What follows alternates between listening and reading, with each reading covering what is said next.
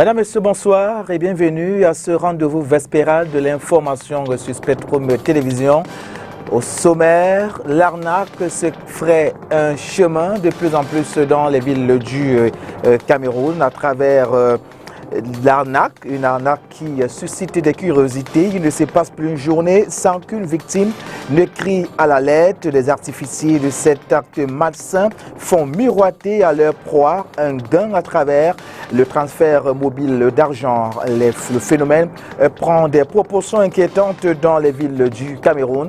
On en parle dans ce journal. Accord parfait entre le Cameroun et la Guinée équatoriale pour sécuriser la frontière entre les deux États. C'est ce qui résulte de la réunion qui s'est tenue le 20 et 21 juillet à Malabo. Crise socio-politique dans les régions du nord-ouest et du sud-ouest du Cameroun. La Cour pénale internationale se déclare incompétente à exécuter la plainte déposée par un Camerounais sur les présumés crimes sur les populations de ces régions. Une fois de plus, bonsoir et bienvenue aux 20h. Le Cameroun et la Guinée équatoriale viennent de signer un accord afin de sécuriser la frontière entre les deux États. C'est ce qui résulte de la réunion qui s'est tenue les 20 et 21 juillet 2020 à Malabo. Le Cameroun y était représenté par le ministre délégué à la présidence chargé de la défense, Joseph Betty Assomo. Contexte et résolution de ces échanges dans ce reportage d'Olivier Bouzike. À l'issue de la réunion qui s'est tenue du 20 au 21 juillet en Guinée équatoriale, Yaoundé et Malabo ont fumé le calumet de la paix. La relation entre les deux pays était assez tendue depuis 2019, lorsque la Guinée équatoriale a unilatéralement décidé d'ériger un mur à la frontière terrestre commune avec le Cameroun, l'objectif étant de lutter contre l'immigration clandestine et la criminalité transfrontalière. Seulement, le projet de construction de ce mur a transformé cette zone frontalière, longue de 200 km, en théâtre de tensions entre les armées camerounaises et équato-guinéennes. Une première réunion s'était déjà tenue à Yaoundé les 29 et 30 juin dernier pour clarifier les malentendus et incompréhensions liées à cette discorde. C'est finalement au thème de la seconde concertation des 20 et 21 juillet qu'un accord a été signé entre les deux parties, représentés par les ministres de la Défense, Joseph Betty Assomo et Leandro Bekale Nkogo. Concrètement, cet accord repose sur les principes de souveraineté nationale, de non-ingérence dans les affaires intérieures, d'interdiction de l'emploi de la force et le règlement pacifique des différends.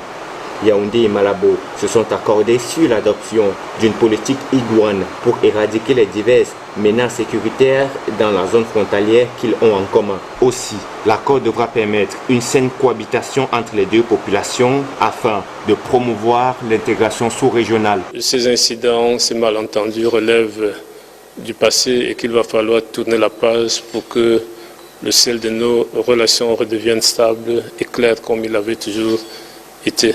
Cette entente marque surtout un réchauffement des relations entre les deux pays qui entretiennent depuis des décennies d'importants échanges commerciaux à travers la frontière terrestre. Laquelle frontière, il faut noter, est particulièrement surveillée par les deux pays depuis qu'une trentaine d'hommes y avaient été interpellés en 2017, accusés d'avoir tenté un coup d'État contre le président équato-guinéen. Lutte contre la corruption dans les services publics. Tous récemment créés, le ministre de la décentralisation et du développement local entend descendre très bientôt sur le terrain afin de sensibiliser les acteurs communautaires. La stratégie a été révisée ce 21 juillet 2020 au cours d'une concertation à Yaoundé. Voici les points forts sélectionnés dans cet extrait par notre reporter.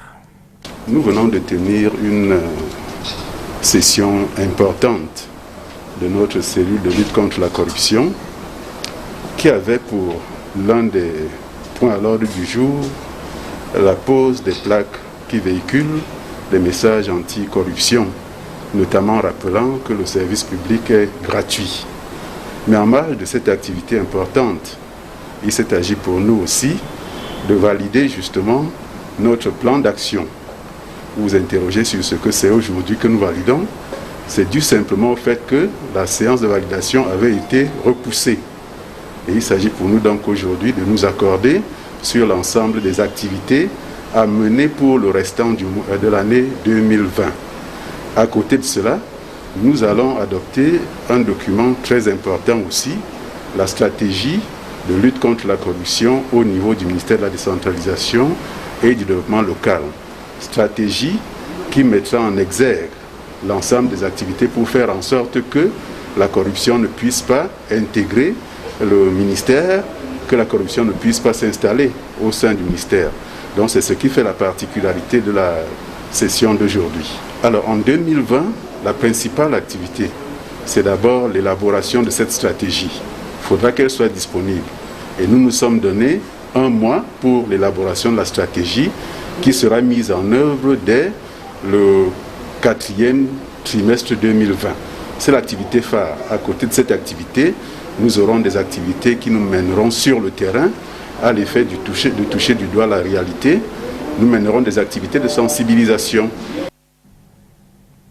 Crise socio-politique dans les régions du nord-ouest et du sud-ouest du Cameroun. Nous le disons en titre, la Cour pénale internationale se déclare incompétente à exécuter la plainte déposée par un Camerounais sur des présumés crimes sur les populations de ces régions. C'est du moins la substance d'un communiqué du chef de l'unité des informations et des éléments d'épreuve du bureau du procureur de la CPI. Oriane Donquin. Selon le statut de Rome régissant la Cour pénale internationale, celle-ci ne peut intervenir que dans les pays qui ont accepté sa compétence et la personne accusée doit être ressortissante d'un pays ayant également accepté la compétence de la CPI. Ce sont entre autres arguments avancés par l'instance pour justifier son incapacité à exécuter la plainte déposée par le sieur Lionel Bétek Komé au sujet des présumés crimes sur les populations du nord-ouest et du sud-ouest. Ces régions, on le sait, sont en proie à une crise sociopolitique depuis environ 4 ans. Dans une correspondance en date du 16 juillet 2020, elle fait savoir qu'aucune de ces conditions préalables ne sont remplies. La CPI ne s'appuyant pas sur des allégations, pour le procureur, il n'existe actuellement aucune base justifiant une analyse plus poussée. Toutefois, ces renseignements seront archivés et pourraient être revus si de nouveaux faits ou éléments de preuve fournissent une base raisonnable de croire que les déclarations relèvent de la compétence de la CPI. Le chef de l'unité des informations et des éléments de preuve du bureau du procureur a précisé aux plaignants que la Cour pénale internationale est conçue pour être le complément des juridictions nationales et ne saurait les remplacer. Celui-ci pourrait, s'il souhaite poursuivre son affaire, commencer par soumettre le problème aux autorités nationales ou internationales compétentes. Revendication communautariste au Cameroun, le grand nord du pays monte un nouveau créneau.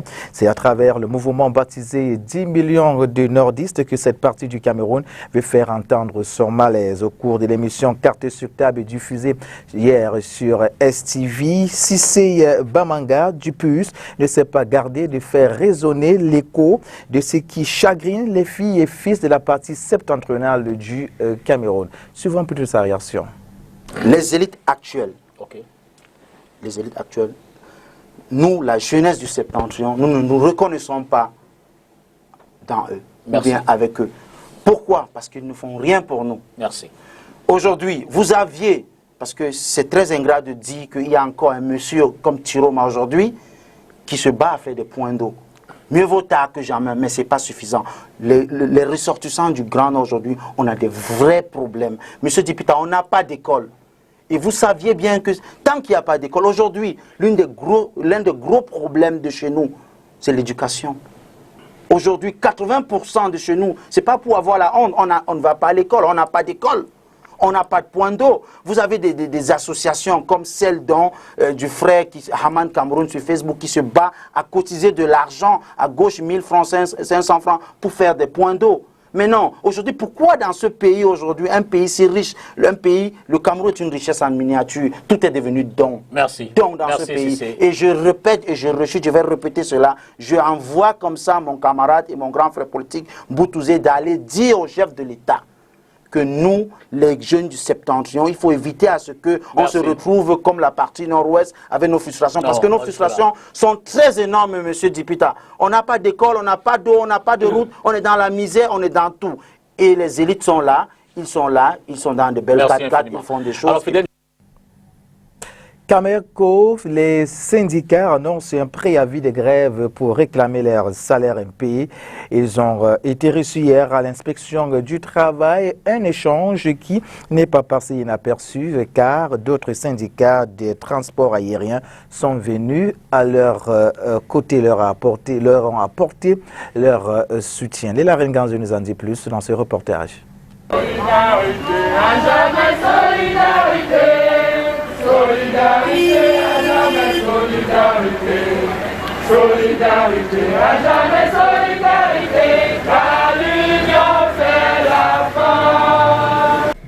À la base, c'était censé être une rencontre entre les 6 syndicats de Camerco et l'inspection du travail.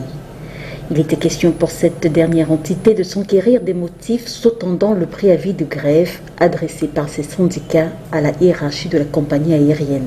Il faut dire que nous étions à l'inspection du travail pour connaître d'un différent collectif qui sont les préavis de grève que le STTA a déposé contre Camerco. Pour ce cas particulier de ce préavis, Camerco n'ayant donné satisfaction à aucune de nos revendications, alors l'inspection du travail a constaté une non-conciliation. Donc l'affaire suivra son cours, certainement pas devant les tribunaux, et le syndicat se réservera de mettre en application tous les éléments de droit pour que les travailleurs soient reconduits dans leurs droits. Cependant, le siège de l'inspection du travail à Bomondio sera vite assailli par d'autres syndicats exerçant dans le transport aérien au Cameroun, des syndicalistes venus apporter leur soutien. Le corps syndical a cru bon venir témoigner leur solidarité à ces travailleurs résilients. Et ils ont entonné l'hymne du Cameroun pour dire que ce sont tous des Camerounais qui ne demandent qu'à travailler et qu'une fois qu'ils ont travaillé, que leur dû soit payé. Ils n'ont pas été à l'origine des problèmes de l'entreprise. Donc Camerco, certes, connaît la situation qu'elle connaît. Les travailleurs sont résilients, ils le comprennent. Et il ne faut pas aller plus loin que ça. Vous savez que le salaire a un caractère alimentaire. Le salaire a un caractère alimentaire. Et du moment où le salaire a un caractère alimentaire, alors priver un travailleur de son salaire, c'est le tuer. Ce que revendiquent les syndicats de Camerco, ce sont 5 mois de salaire impayés, disent-ils, la paie des assurances maladie, la délivrance des soldes de retraite et l'application par la direction générale des décisions du conseil d'administration. Par exemple, le conseil d'administration demande au directeur général de réintégrer les travailleurs qui ont illégalement été suspendus par mesure conservatoire et la direction générale refuse de s'exécuter. Nous demandons à la direction générale de s'exécuter parce que, il faut le dire, la direction générale d'aujourd'hui était au conseil d'administration hier et ce sont des décisions signées même souvent par le président du conseil d'administration d'hier qui aujourd'hui est directeur général. Nous ne comprenons pas que ces résolutions ne soient pas adoptées et exécutées telles que prescrites par le conseil d'administration actuel. Notons que ce préavis de grève arrive au moment où le chef de l'État donne son aval pour la rationalisation de la gestion des ressources humaines et la réduction de la masse salariale. Par ailleurs, Paul Biya demande l'élaboration en urgence d'un plan de restructuration, de relance et de développement de la compagnie dans l'optique d'ouvrir son capital social à hauteur de 51% à un partenaire stratégique privé. Contacté pour avoir sa position sur le préavis de grève déposé par les différents syndicats, la hiérarchie de Camerco ne donnera aucune suite.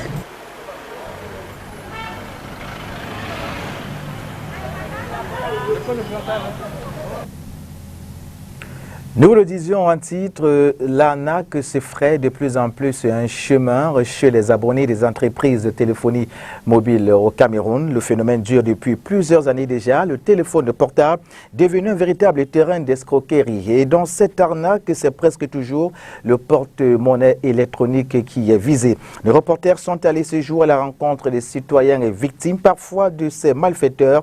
Ils racontent les différents stratagèmes dans ce reportage de Lila Renganzeu, une fois de plus. Les anarcheurs sont de sortie. Et désormais, ils opèrent également à travers les téléphones portables. Appels téléphoniques et SMS, ils se présentent parfois comme des employés, exerçant chez les différents opérateurs téléphoniques. Bon, le message disait que lors de ma consommation de l'année qui précédait, dans l'année 2019, Orange ou bien MTN, parce que j'ai reçu des deux messages, me disant que j'ai un bonus durant ma consommation de l'année passée et que je dois appeler un numéro personnel et non un numéro du service client, me demandant d'appeler ce numéro et qu'ils vont me dire comment faire pour entrer en possession de ce bonus-là. En fait, ils ont envoyé les messages chez moi, mais ils n'ont jamais fait suite à leur truc parce que généralement, lorsqu'ils envoient, c'est déjà, je connais le cheminement. J'appelle directement la direction Orange ou MTN pour savoir s'ils m'ont envoyé un message. Ce faisant, le process varie d'un anarcheur à un autre, mais aussi d'une victime à une autre, car dans cette escroquerie, personne n'est épargné, ni les simples usagers, ni même les tenants de callbox, et très souvent sans viser les porte-monnaies électroniques. Les clients se prennent souvent pour les arnaques. Orange m'ont dit les messages, ils ont reçu les messages, tu as reçu le message d'argent, tape un code ou bien tu as reçu un message, tu vas aller peut-être à Express Union et retirer l'argent. Alors que tout ça c'est de l'arnaque. Bon, ils ont mis les escrocs ont mis il y a un truc sur le marché maintenant, quand peut-être qu'il vient faire le dépôt, il te donne un numéro, dès que tu fais faire le dépôt, tu dis le nom, il te dit que non, ce n'est pas le nom là. Et comme il te dit que c'est pas le nom, tu annules en fait le numéro là, eux ils ont à retirer dans ton compte. Donc quand tu peux regarder, même si c'est 1 million qui est dans ton compte, il vide ça. On me dit qu'on m'a envoyé un courrier à l'aéroport, qu'il faut que j'envoie 50 000 pour aller débloquer. La personne a insisté. Je l'ai traité de bamoun qui s'est trompé de pigeon, il a raccroché. Pour qui n'est pas averti, les victimes se ramassent à l'appel. Ils ont pris combien? 120 000, c'est ce qui était dans mon compte. Et qu'est-ce que tu as fait? J'ai essayé d'appeler Orange, ils ont essayé de voir, ils ont dit que non, le numéro là vient de retirer l'argent, ça faisait pas encore 2 minutes. Afin de limiter les dégâts, des campagnes de sensibilisation sont menées par les structures de téléphonie mobile, avec des sites internet et numéros à contacter pour vérifier l'authenticité des appels et messages reçus. Quand ils viennent demander conseil chez nous, on les envoie à Orange, au service d'Orange Arnaqueur. Puisqu'il y a un service qu'Orange a ouvert ça, pour les arnaqueurs. Donc il y a un service uniquement pour les arnaqueurs Orange. Ils disent souvent que de faire très attention, au cas où on reçoit ce genre de message, qu'on les appelle directement pour leur faire part.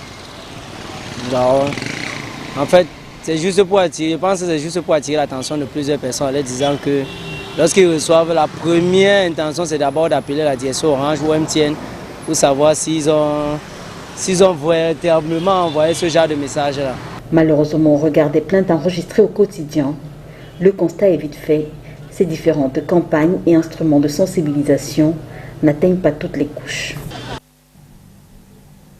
Santé pour tous, c'est le projet que porte la plateforme healthmboa.org. Cette vitrine des actions communautaires sur la santé et les droits humains a été présentée au public hier 21 juillet 2020 à Yaoundé. On en parle dans ce reportage de Mireille Seabdié. L'offre de santé est non discriminatoire. Pourtant, il y a des franges de population, des groupes exclus parce que très souvent victimes de discrimination. Pour le droit à la santé pour tous, la plateforme dénommée healthmboa.org prend corps. Son objectif est de lever les obstacles de l'accès à la prévention et aux soins des populations les plus exposées aux risques et en contexte de vulnérabilité. healthmboa.org est une plateforme de santé et droits humains Et l'objet principal est de pouvoir fournir aux professionnels et aux utilisateurs, aux Camerounais lambda, un espace où il peut s'informer sur les questions de droit à la santé, un espace où il peut informer également les autres sur ses activités, un espace où il peut demander de l'aide, rapporter des cas de violation du droit à la santé. Healthlimboa.org est présenté comme une vitrine qui se fonde sur la promotion et la protection des droits humains et du genre en considérant les différentes questions des disparités et des discriminations qui peuvent exister entre les différents groupes. Cette plateforme cybernétique animée par la CSCC Santé est un projet qui bénéficie du partenariat de l'ONG Femmes Santé Développement. C'est une initiative que nous louons et que nous encourageons énormément. Je dois dire que l'année dernière, il y a eu déjà le lancement d'une application Dis-moi tout, adressée aux adolescents jeunes, qui était plus axée sur l'information en termes de sensibilisation, de cartographie, des formations sanitaires. Alors, Healthlimboa vient vraiment compléter ce soutien, cet accompagnement des jeunes au niveau des droits humains. Healthlimboa.org est par ailleurs un cadre d'échange, d'information et de formation offert aux organisations de la société civile qui interviennent dans le domaine de la santé au Cameroun. Elles peuvent, ces ONG, y vulgariser leurs activités sur les questions de santé et de droit à la santé à travers les ressources pédagogiques bien précises. Formation sur les activités de revenus génératrices, de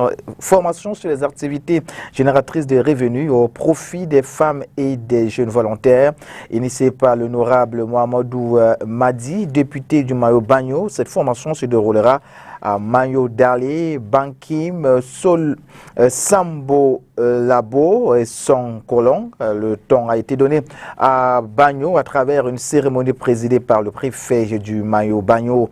Le but recherché est l'insertion des participants dans le circuit de production par la promotion de l'autoprise en charge et par ricochet des véritables acteurs de développement. L'initiative est saluée par le maire de Bagno. Écoutons à ce propos, tour à tour, Mohamedou Madi, député du Mayo Bagno, le délégué départemental de la promotion de la femme et de la famille et le coordonnateur de la formation qui sont au micro de STV. Les modules sont scindés en 4 grands thèmes. Nous allons travailler sur toutes les techniques possibles de transformation des tubercules de manioc. On va également travailler sur toutes les techniques possibles de transformation de la patate, les différents modules de teinture sur tissu, et on va travailler sur les nouvelles techniques apicoles et comment transformer et conserver les sous-produits apicoles. Parce que le miel est produit dans cette région en des milliers de litres par an. Mais les producteurs, les apiculteurs ne maîtrisant aucune technique de conservation et de transformation. Et ils vendent ce miel très moins cher. Les gens achètent le litre de miel parfois, ici à 400 francs. Ils partent revendre en ville à 1000 francs, 2000. La formation permettra à la majorité des femmes du département du Mayo Bagno et de l'arrondissement de Bagno en particulier de déjà avoir un métier génératrice de revenus, un métier générateur de revenus autant pour moi, et encourager aussi à ces femmes-là de mettre en pratique tout ce qu'elles vont apprendre durant ces 5 jours de formation. Partant du simple fait que le Mayo Bagno regorge des potentialités dans le domaine agro-pastoral, et compte tenu de l'enclavement et des difficultés que rencontrent nos acteurs du secteur agro-pastoral pour la production, la conservation, voire l'écoulement de nos produits, j'ai jugé utile de faire appel à un vieux ami de PEAC, de cette association à PEAC, pour venir former nos populations dans les activités génératrices de revenus. Le Parlement camerounais perd un des leurs. Il s'agit de l'honorable Aruna Bouguet, député du Mayo-Louti, décédé des suites d'accidents de la circulation entre Ngarondéré et Garoua. Au Rwanda, plutôt au Kenya, nous sommes avec nos partenaires de la Voix de l'Amérique. De nombreux malades du Covid-19 se disent stigmatisés pour être porteurs du virus. Beaucoup sont pris en charge par des équipes médicales loin de chez eux, y compris aux abords des routes. Chaque jour, Samuel Kagamu et ses collègues sont stationnés dans ce quartier de Nairobi. Ils attendent d'un instant à l'autre des appels du Centre des opérations d'urgence du ministère de la Santé pour secourir d'éventuels patients de Covid-19. Le ministère de la Santé est celui qui coordonne l'endroit où se trouve le patient. Une fois qu'il établit où il se trouve, il appelle le chef d'équipe sur le terrain et lui donne les informations sur le patient. Immédiatement, le chef envoie une équipe. L'équipe se protège avant de rejoindre le patient ou parfois, elle le fait une fois sur les lieux. Une fois le patient protégé et désinfecté, on lui donne un masque facial.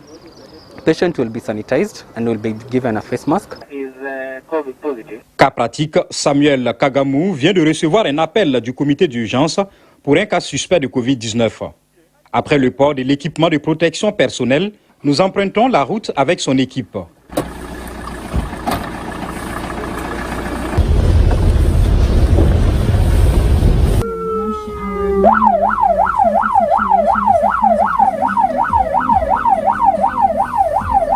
Après avoir parcouru quelques artères de Nairobi, l'équipe s'arrête en plein milieu de la voie. Curieusement, c'est ici que se trouve le cas suspect. Le défi est que le Covid-19 entraîne beaucoup de stigmatisation parce que la plupart des gens ne comprennent pas bien la maladie. Donc la plupart des patients ne sont pas à l'aise d'être là où ils sont connus, peut-être leur lieu de travail. Donc ils trouvent un endroit où ils sont à l'aise et c'est là que nous allons les chercher. Fuir donc son lieu de travail ou son domicile où on est connu et se retrouver dans un endroit où on est moins reconnaissable, c'est la stratégie trouvée par les personnes présentant des signes de Covid-19 pour échapper à la stigmatisation, même après guérison. Cet endroit, c'est généralement en bordure de la voie publique et Samuel estime que les présumés porteurs du virus se sentent mieux à l'aise là-bas. Par à l'aise, je vais dire un endroit où le patient n'est pas connu, où il ne fera pas face à beaucoup de stigmatisation par rapport à l'endroit où il est connu et peut rencontrer beaucoup de stigmatisation. Vous êtes obligé de repartir vers les mêmes personnes et c'est possible qu'elles ne veuillent pas vous recevoir. C'est l'un des défis que vous avez. Des personnes doublement affectées donc par la maladie et le rejet de la société. Fin de ce 20h sur Spectrum Télévision. Mesdames, Messieurs, merci. Prochain rendez-vous demain lorsqu'il sera 20h sur la même chaîne de Télévision. Soyez fidèles, Mesdames, Messieurs, le programme se poursuit en temps réel. Bonsoir à tous et à toutes.